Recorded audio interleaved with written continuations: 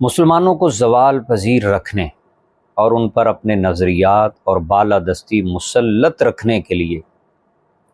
اہل مغرب کی بھرپور کوشش ہوتی ہے کہ وہ ہر ایسا طریقہ استعمال کریں جس سے مسلمان دین سے دور ہو جائیں اور دینی تعلیمات پر عمل نہ کر سکیں یا بعض چیزوں میں دین پر عمل کو ضروری نہ سمجھیں۔ اس کے لیے وہ بہت سے طریقے، اسالیب اور ٹیکنیکس استعمال کرتے ہیں۔ مثلا دینی مدارس کی حوصلہ شکنی کرتے ہیں یا کرواتے ہیں، جدید تعلیم کو مال تجارت بنا دینا، اسے مغرب زدہ بنا دینا، مخلوط تعلیم کو رواج دینا، پری اسکول کی تعلیم کو رواج دینا، تعلیمی اداروں میں concert, fashion shows, music classes, مخلوط پکنک وغیرہ کو معمول بنا دینا، میڈیا کے ذریعے فحاشی، عریانی، زناکاری اور زرپرستی کو رواج دینا، صحافیوں کے ساتھ ساتھ اینکر پرسنز، ادیبوں، شاعروں، افسانہ اور ناول نگاروں اور ڈرامہ نویسوں کو بھی مغربی افکار و تصورات کا اسیر رکھنا تاکہ وہ اسلامی فکر و ادب کے لیے کام نہ کر سکیں۔ نوجوانوں کے اخلاق بگاڑنا، خاندانی نظام کو تباہ کرنا اور خاندانی نظام کو تباہ کرنے کے لیے محبت کی شادیوں اور لڑکیوں کے گھر سے فرار کی حمایت کرنا، طلاقوں کی کثرت، بزرگوں اور ماں باپ کے ادب و احترام میں کمی، اولڈ ایج ہوم بنانا اور انٹرنیٹ اور موبائل میں مصروف رہ کر دینی فرائض کو وقت نہ دینا، یہ سب اس کی نمایاں مثالیں۔ مغربی معاشرے کی طرح مسلم لڑکیوں کو دکانوں میں سیلز گرلز لگوانا، دفتروں میں سیکرٹری اور ریسیپشنسٹ لگوانا، انہیں ایئر ہوسٹس اور بس ہوسٹس بنانا،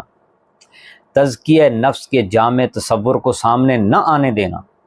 اسے تصوف تک محدود رکھنا اور تصوف کے مفید اور تعمیری پہلوؤں کو چھوڑ کر اس کے بارے میں یہ تاثر دینا کہ یہ اسلام کی بجائے انسانیت کا علم بردار، اسلام کے سوا دوسرے مذاہب کو بھی نجات کے لیے کافی قرار دینا، تصوف میں غیر اسلامی رسوم و رواج کی حوصلہ افزائی اور پشت پناہی کرنا، مسلم معاشرت میں غیر اسلامی رسوم و رواج کو فروغ دینا، مثلا عورتوں کو بے پردگی اور غیر ساتر لباس کی ترغیب دینا، شادیوں میں ہندوانہ رسوم اور اسراف نیز ویلنٹائن ڈے کو مروج کرنا، عورت اور مرد کے مساوات کے نعرے کو مقبول کرانا، عورتوں میں ملازمت کی حوصلہ افزائی کرنا، انہیں لوکل باڈیز اور اسمبلیوں میں زیادہ نشستیں دلانے کی کوشش کرنا تاکہ عورت گھر سے نکلے، اس کے اخلاق بگڑنے کا امکان بڑھے اور وہ گھر میں بچوں کی تربیت نہ کر سکے، دینی جماعتوں کو آپس میں لڑانا، فرقہ واریت اور مسلک پرستی کو فروغ دینا، دینی مدارس کو عصری تدریس کی طرف نہ آنے دینا، دینی سیاسی جماعتوں کو آپس میں لڑا کر اور سیکولر جماعتوں سے ہرا کر دین کی ہوا خیزی کرنا، علماء کرام کی اخلاقی کمزوریوں کو اچھالنا اور انہیں دنیاوی کاموں کے لیے نااہل ثابت کرنا، متجددین کی حوصلہ افزائی کرنا تاکہ وہ اسلام کا ایسا ایڈیشن سامنے لا سکیں جو مغربی اصول و اقدار کے مطابق ہو، دینی جماعتوں کے پروگراموں کو مؤثر نہ ہونے دینا، ہیلوں بہانوں سے سود کو مسلم معیشت میں جاری رکھنا اور اس کو ختم نہ ہونے دینا، انڈسٹریلائزیشن کے ذریعے سے بے روزگاری میں اضافہ کرنا، بین الاقوامی اداروں سے قرض دلوا کر ملکی معیشت کو تباہ کرنا، انہیں ڈالر سے وابستہ رکھنا، اہل مغرب سے ہتھیاروں کی خریداری پر کروڑوں اربوں روپے خرچ کرانا، مغرب سے ہیوی مشینری اور تعیشات کی برآمدات کم رکھنا، بینکوں کے سودی نظام کو ہیلو بہانوں سے جاری رکھنا اور مغربی طرز کی بینکنگ میں برائے نام تبدیلیوں سے جن سے سود کی روح برقرار رہتی ہے، صرف شکل بدل جاتی ہے، مسلم ممالک کے حکمرانوں کو عللوں تللوں کی ترغیب دینا، انہیں کمیشن اور کک بیک سے جمع کردہ دولت کو مغرب کے بینکوں میں جمع کرانے کا موقع دینا تاکہ ملکی معیشت کا ستیہ ناش ہو جائے، ورلڈ بینک اور IMF کے ٹرینڈ ماہرین اقتصادیات کو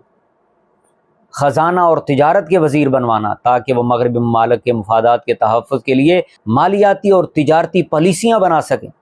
اہل مغرب کا مقصد ان سب اقدامات سے یہ ہے کہ مسلمانوں کو اسلام سے دور کیا جائے اور ایسے حالات پیدا کیے جائیں کہ اسلام کے اصول و اقدار پر عمل نہ ہو سکے۔ لیکن افسوس کا مقام تو یہ ہے کہ ظاہر ہے دشمن تو اول دن سے چاہتا ہے کہ اسلام زوال پذیر ہو جائے اور اسلام کا نام لینے والا کوئی دنیا میں باقی نہ رہے، وہ تو اول دن سے اس کوشش میں ہے، مگر کچھ باغباں بھی ہیں برگ و شرر سے ملے ہوئے، ان کے مقاصد کو پورا کرنے کے لیے افراد انہیں مسلم معاشرے سے ہی میسر آتے ہیں، ذمہ دار افراد میسر آتے ہیں، اور انہی کے ذریعے وہ سارے اپنے ایجنڈے نافذ کرواتے ہیں۔ اللہ تعالیٰ اسلام اور اہلیہ اسلام کی حفاظت فرمائے۔